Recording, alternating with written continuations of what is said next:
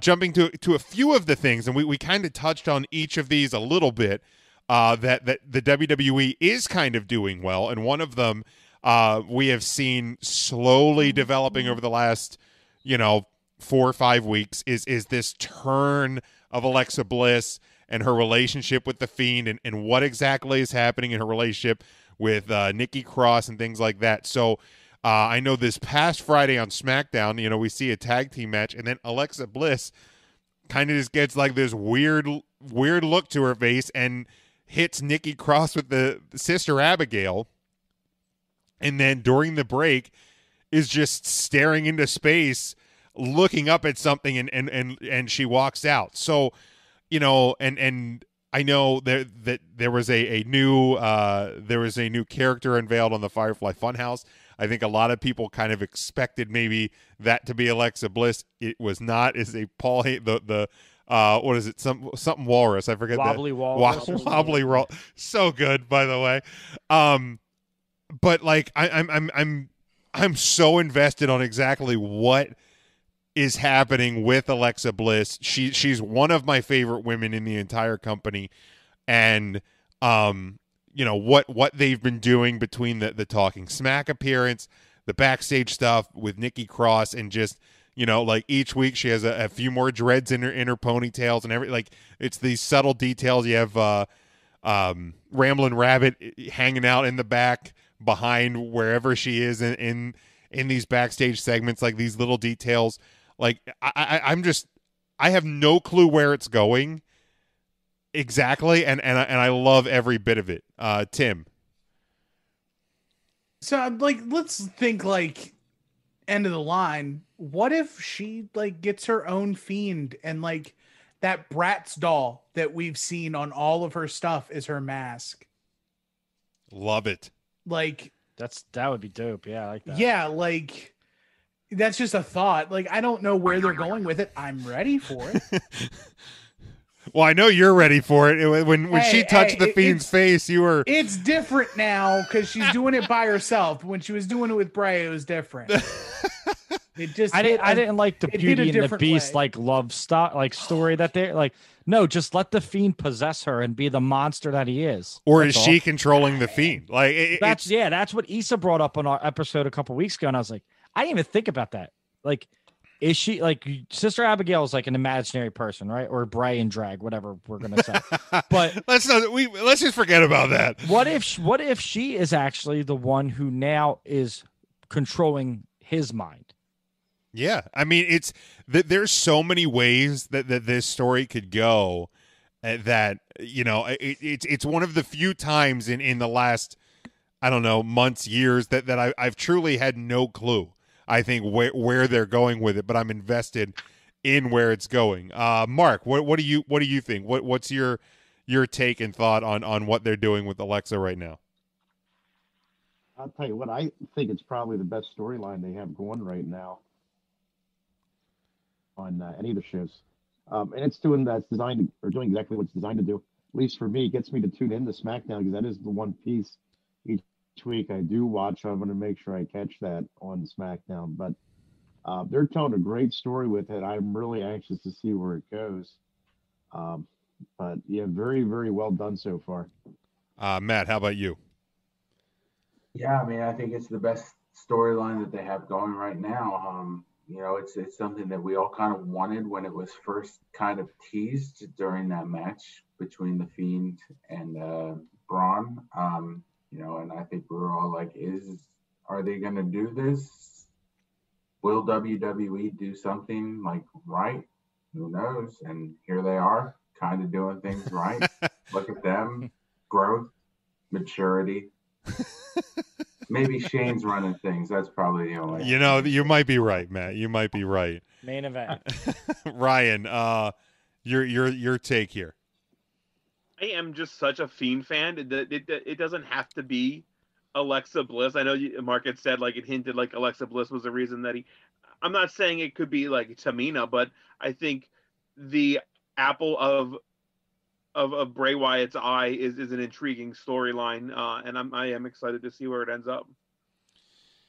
Yeah, like it's and I don't need it to pay off really anytime soon. Like, I think that's been the beauty of this, is that you'll see Alexa kind of go back to normal one week, and then she freaks out and throws the coffee mug on the ground. You don't see anything the following week, and then she hits the Sister Abigail, and you're always constantly kind of looming out there. And I know, at Night of Champions next week, Nikki Cross faces Bayley for the SmackDown Women's title. Like, is Alexa going to, cost Nikki that match? Like, is that going to kind of play into what happens there? Like, there's so many different ways that it can happen. And again, I think that's kind of been the beauty of the Fiend as well, is you don't see the Fiend every single week either.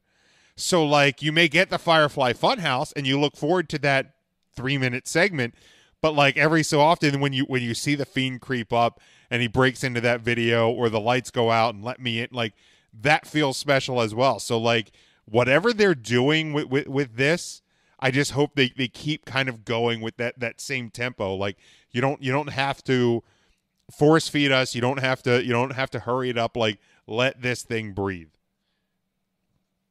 And then the other thing that I think they've been doing well on Raw, like, we touched on how they don't necessarily do a lot of things right on Raw necessarily, but the Hurt Business, and particularly, awesome. And I've said this for months, pretty much in the whole entire COVID era, is they have gotten me to, like, be a Bobby Lashley fan in the year 2020. At the start of this year, I would have never imagined I would have said that, because I just have not been a Bobby Lashley fan. It was the way that he was presented. It was just, okay, it's Bobby Lashley. Like, cool, he's an Impact guy, whatever. He's an Impact Bellator guy, whatever. But the minute that you started working MVP in the mix and you got him involved with Bobby Lashley, and then he started, like, Shelton Benjamin. Like, people were begging when Shelton Benjamin came back to the WWE to, make him relevant again. He is. And now Cedric into the mix, and like the Hurt Business. And now, for weeks, people have had mixed opinions on Retribution, whether it was good, whether it was hokey, whether it was dumb. What the fuck are they doing?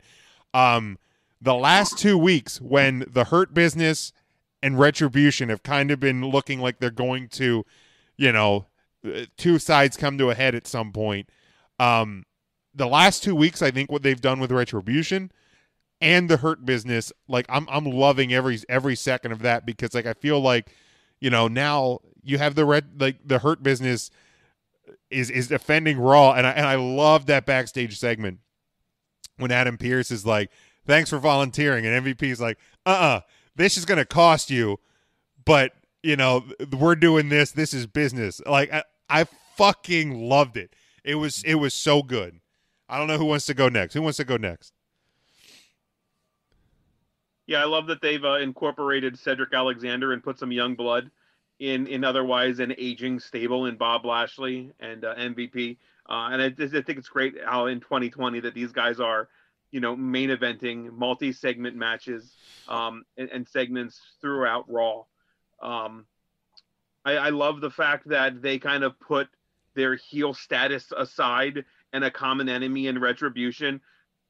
I will come out and save my brand. This is our brand. It's our business, and business is good. So I like what they did with that. I know some people were bitching about it feels odd to cheer for heels and this and that, but I feel like it's the right thing to do for the brand. You stick up for your brand first and foremost. We see it at Survivor Series every year. So nothing wrong with heels dabbling in good. I thought heels and faces were done in 2020 anyway. That's true. Anyone who wants to go next? Yeah, if you were to tell me that one of the MVPs of 2020 would be MVP, you wouldn't have put that on your bingo card. Like, single-handedly, he's reinvigorated Bobby Lashley, Shelton Benjamin, who has been lost since he came back. Right.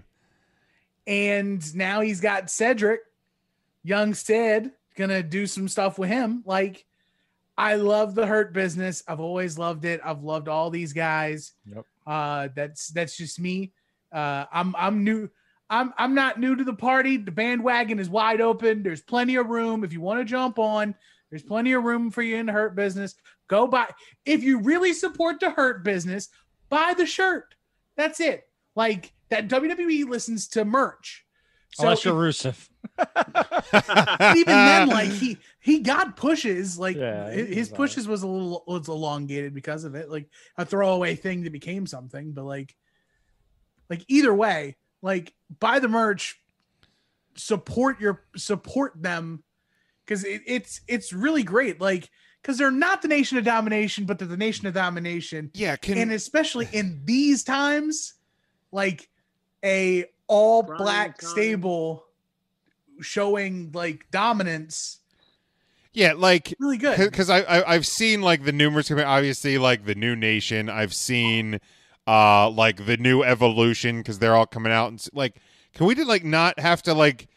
And I get, like, we always try to tie like, oh, this tag team's this or this faction's that, but like, can we just let them be the Hurt Business? Like, Yeah. like for one of the biggest complaints, and in a lot of cases, I think people have a legit gripe when they talk about how the WWE doesn't do anything new. Like, this is something that is actually different, is actually fresh. It's not just the Nation of Domination. It's not just Evolution. It's not just this. It's something different. So let it be that. Let the Hurt Business be the Hurt Business. And I like that they're like getting people like Cedric. And I hope more people are like, hey, I want to make money. I'm in this business to make money, because that's what the Hurt Business is about. And I think the more people you see, and maybe they add a female to the group, and, you know, maybe Mustafa Ali snaps and he like, just, it doesn't matter who you are. Are you in the business to make money? Yeah. And that's what I get from the Hurt Business. And I love that there's that showdown, because people forget too, again, wrestling recycles. When the NWO came to WCW, everybody was fighting the NWO. And I think that's what they're trying to do with Retribution. Now, I will be the first to say, if anyone listens to my show, I think it's hokey as shit. I think they totally bobbled and fumbled the first 2 or 3 weeks of Retribution. I think they're bouncing back a little bit, but I think that spark has kind of went out for me.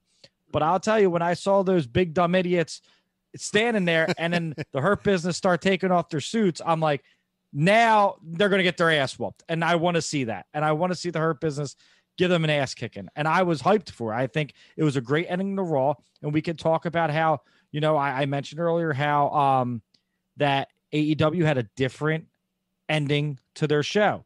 And I feel like the Hurt Business ending Raw was best for business, because now I want to see what they do next week. That is the most intriguing storyline, and only one with continuity that they have going on right now. Yeah, and that's where I also think too, and I agree with you that you know, the first introduction of Retribution, you're like, okay, this is different, and then for a couple of weeks it's kind of like, why did they throw a brick through a window and then walk away? That was broken, and then they walked away. Like, did you not want to go in there? Like, but it was more like the way they were cheering, and I'm like, that's not serious. But like if I'm gonna throw something through a glass door and window, it probably means I want to go into wherever I'm breaking. Like, why am I breaking the glass if I don't want to go in there? So, if you want to blow something up, why don't you have one of your top good guys? Drew McIntyre gets out of the car and he's walking, and all of a sudden the car blows up behind him. Right. Then you're like, why did that just happen? Why did they blow up Drew's car? But instead, they're just blowing up an electric plant that's outside. I've never seen a rig like that. It's just sitting in a parking lot once a mile. And I've been to a lot of wrestling shows. Never seen a rig just sitting there out back. Yeah. Yeah. They didn't have that explosion just because they didn't want to concern the president of the United States. With regards to everything going on, still, it's Matt, cautious optimism. Let's see where they go with this. You know, just a reminder that there was another group that started out that, you know, people were calling the New Nation, and it wasn't very well perceived. And then that group had to kind of make their own way and pave their own way. And hey guys. So let's just see where we go with this. I do like where they are going with it. You know, I hated everything about what Bobby Lashley was doing in WWE since the return. I'm kind of on board now, so cautious optimism. I think one of the keys to, at least to Retribution, is whenever they are unveiled, and obviously we know that Dijak is part of it, Mia Yim's part of it, Mercedes Martinez is part of it. Like, there's a few that, because of like the wide openness of some of the masks, where I'm just like, you couldn't do a better job covering up faces. Like, Dijak was going to stand out either way, but like by the time we get to you know, that we find out who they are, I think a big key to the success or failure of Retribution is going to be who's in charge, who's behind this, like, right? Yeah. Who's behind it? And I'll give a shout out to our guys over at the New Age Insiders, who are dabbling back into the wrestling podcast world a bit. Like, they brought up a great point that, like, Wade Barrett just kind of reappeared into the world. Like, he was gone for a while, and like now he's back on NXT. Like, could potentially, like, Wade Barrett be like the guy who let them in the door and gets these guys into these buildings that for no other, like, that, you know, because they have security. We're shown security on every WWE show now. So like, is Barrett kind of, now that he's back in the mix part? I don't know. Like, and he has the Nexus tie and everything, but I think the important key is going to be who's behind Retribution when we find out who it is. Like, real quick, go around the room. Is there, like, who to you would be the best person to be behind Retribution to make it feel important when we find out, Tim? No one. Huh. Make the whole greater than the sum of its parts. Make it be just an uprising. The great thing about the Shield was there was no leader. It was just the Shield. There's supposed to be too, but that's when you're too good that you don't need a leader. Right. So yeah. Make it be all of them. Like, it is Retribution. No leader, no voice box. They speak for themselves. They do it their own. Like, that's it. Very good. Ryan, how about you? I think it's a great call. I originally was going to say Lars Sullivan. No,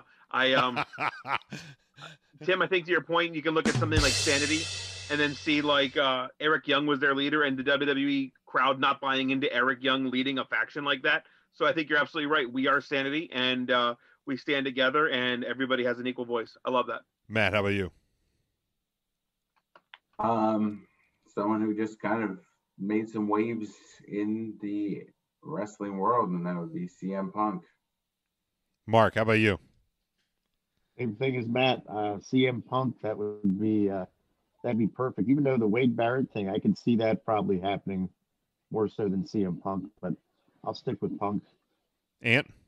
I'm going to tie everything together from the Hacker, because the Hacker was showing your truth. There's been a lot of glitches and stuff like that. He was sitting behind a board, and whose symbol was it? And whose Twitter has gotten a little dark, saying he's on Main Event again because he's not on Raw. And I keep saying his name, but I think he is going to be a top star, and that's Mustafa Ali. I'd like that. I think it'd be interesting to go, you know, a up and coming star route with it. But I'll go Phil from Chicago. It's Retribution for everything that he's been through. And yeah, you know, he literally subtweets him every time, right? Sure does.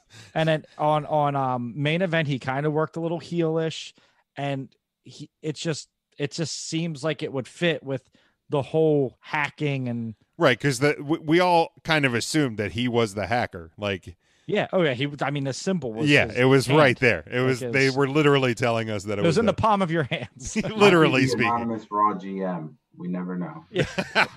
It's Hornswoggle.